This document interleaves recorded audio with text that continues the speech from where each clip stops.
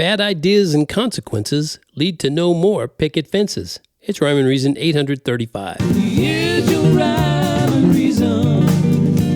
Oh, yeah. Hey there, Tony here. And as a friend of mine used to say on his radio program that he had for 30 years, I think, something like that, ideas have consequences. And naturally, that statement implies both the positive and negative consequences, right? And I'm going to share an example of bad consequences for bad ideas. This is taking from a post I found on social media platform where the discussion was about the cost of living.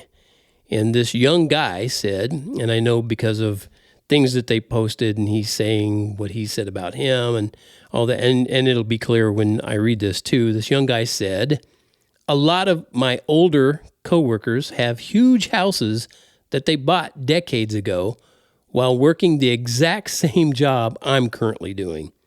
I was talking to one of my older coworkers, and he was asking why I work two jobs. So I told him, because my rent is $1,800. And of course, that's going to be $1,800 a month. And he was like, well, you must live in a mansion. And I said, no, just an 800 square foot apartment. He didn't believe me at all. So I showed him on my phone what all the apartments are going for in our town. And he was like, my mortgage is half that on a 4-bedroom house. He showed me pics of his house, and it was huge and pretty decent. I looked it up on Zillow, and it's worth $400,000. He bought it decades ago when it was around $100,000. Me and all my coworkers talk about the housing crisis a lot, and all the older guys who have been working there for 20 to 30 years all said they bought houses in their early 20s thanks to this job. I have the same job they did, the exact same position, and will never be able to afford even a starter home. The American dream is dead, unquote.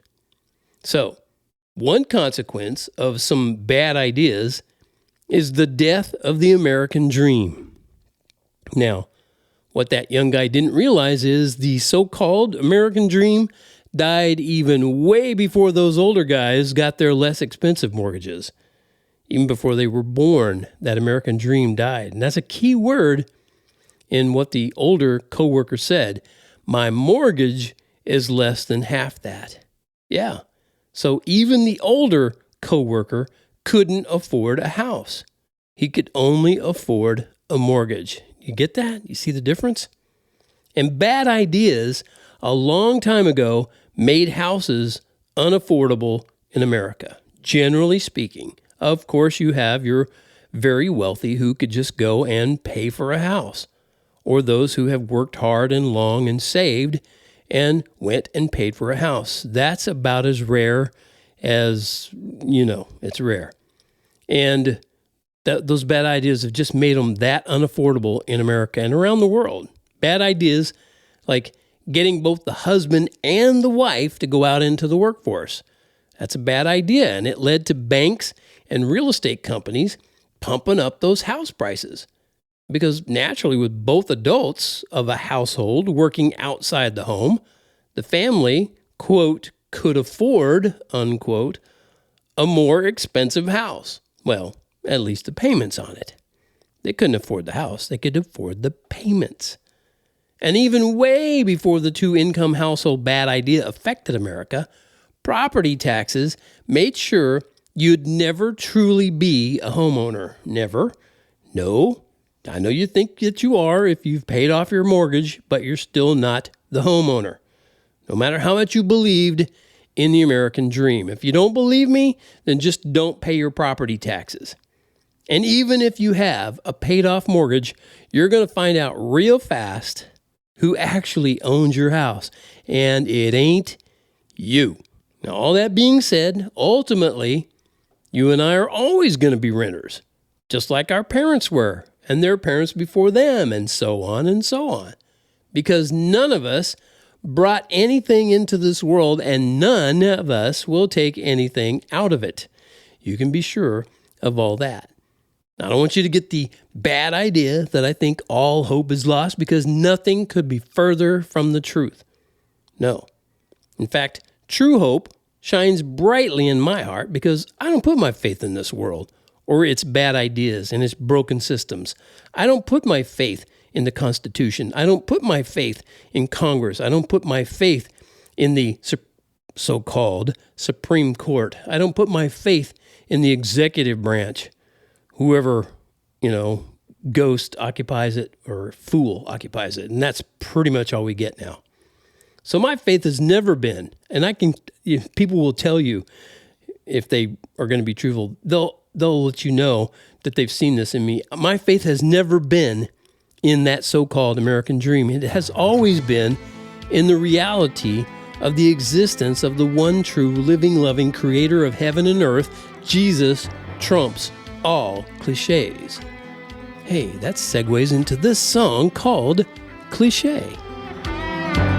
You want the answers to all of your questions, and you want the world in the palm of your hand. You want to rise up and conquer. Let all the world know just where you stand. You want to live in a fat-free environment, and you want to make sure the ozone is intact. And so you watch all those service commercials, and it's just so easy to sit back and react. Is it just melodrama for me to feel this way? I wonder, is it just me, or does it all sound so cliche? Does it sound that way? So cliche. I wonder, does it all sound so cliche?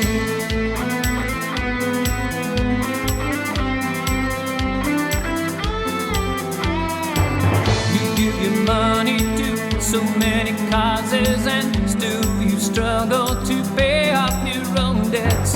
You hope for world peace and ending the hunger, but will you ever do what no one has done yet? You train yourselves and prepare for the future, but each day the future takes on a new look. You might do better to look inside your own heart, and you might discover it's not in some law book. Is it just melodrama for me to feel this way? I wonder, is it just me, or does it all sound so cliche? Does it sound that way? So cliche, yeah. I wonder, does it all sound so cliche?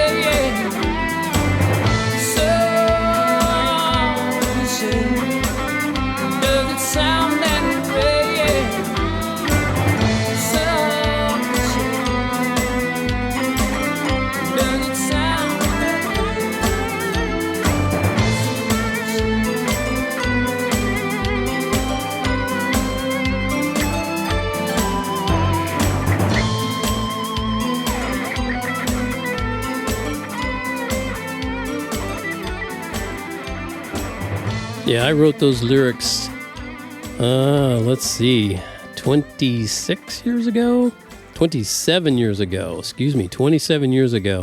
I wrote those lyrics to Cliché and produced a collection of songs that I call Do Right, that also ties in with that guy I mentioned earlier who had the radio program where he ended his show each night with the words, do right and risk the consequences. And so I wrote a song that's called Do Right, and it sings about do right and risk the consequences. And it talks about bad ideas that go with taxes and talks about some of the things that are going on right now at a fevered pitch. But I wrote about it way back then because it was going on way back then. We lend our money to so many nations and still we struggle to pay off our own debt. We hope for world peace and ending the hunger, but will we ever do what no one has done yet? And that's 27 years ago. That's that long ago that I was writing that because those were the speeches being given. We need to do this to help these nations and do this to end poverty and end hunger and bring world peace. And 27 years later, in spite of all the money that's been spent and sent to all these nations and stolen from us, not one step closer. In fact, many steps further away from any of those seemingly noble goals. And that's this way of this world. And that's why we don't put our faith in this world to do all this kind of thing where you believe that you're going to buy into the American dream and you're going to end world hunger and bring about world peace. Those are all cliches that are not going to work for you. It's not going to happen. It has never happened in any other generation. If you want peace, you need to put your faith in the Prince of Peace, Jesus. I'm sorry if you don't like that. Actually, I'm not sorry. You're sorry if you don't like that. But I hope that you'll listen to this, and if you need to, listen to other things that I've put out here in the different episodes of the Rhyme and Reason podcast. I talk about how much I care about my fellow human beings. I love my neighbor enough to tell them that what they're doing, if they're in rebellion against God, is not going to go well for them. They're going to have an eternity of torment. And I love them more than they love themselves because I want them to know that that's a reality. It's not just a cliche. Thank you so much for listening to me talk about this once again. As always, remember life has rhyme and reason because God made you.